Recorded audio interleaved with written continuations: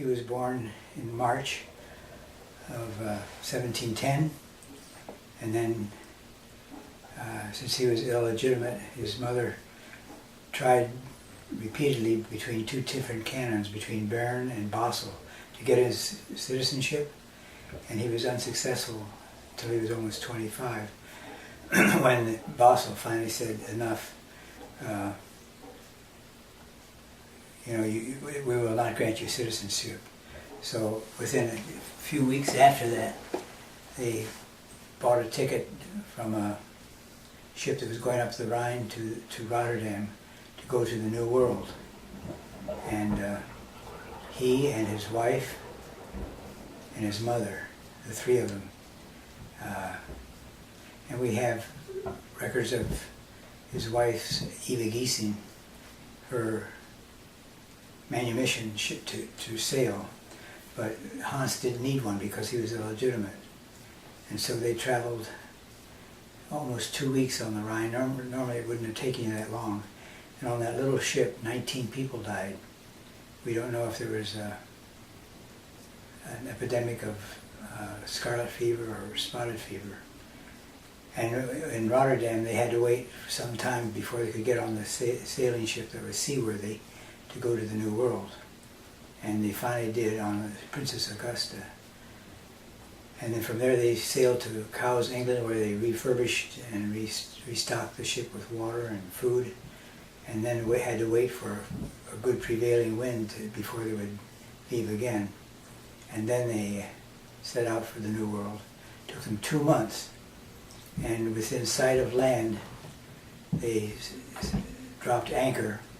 The next morning when they picked it up to start going up the Delaware, they went aground, and everybody thought they were going to die.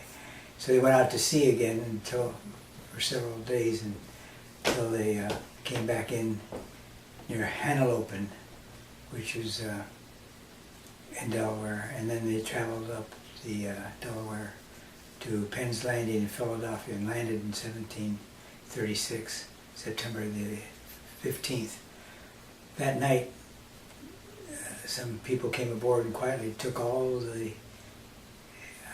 things that they had bought in Europe to start housekeeping in America, and they stole them because the British were saying they're not British goods, and even though they had registered them in Cowes, England, so they were confiscated. So they started out very poorly, and then they let them come ashore on the 16th, the next day, and they only let people who were males 16 and older register. All the others couldn't because they were women or children, or under 16 males under 16. And there were supposed to be 330 people on board, and I think something like 128 registered. And that started them in the New World. Later on they went to Germantown, and they rented a residence there, lived there for a few years. They went to Chestnut Hill, where they rented, and there's one document that shows that they may have owned some property but never built on it. Then finally they moved to what is now Oxford Circle in Philadelphia. And when he died, he owned a 202-acre farm with a sawmill, and he died a very rich man. But in the meantime, he had signed a petition, one of 8 people who petitioned the Moravians to start the first women's school in America. And then in 1770, he was one of 4 who signed a petition to start a church, which was called the German Calvinistic Church. Now it's called the Frankfurt Presbyterian Church. Well, perhaps there have been many Castors that are outstanding, like generals. There were generals and architects, physicians. Right now there's a Bruce Castor in Philadelphia who's the Attorney General for Montgomery County, where Philadelphia is, and I've heard that he may consider running for mayor. That's today. But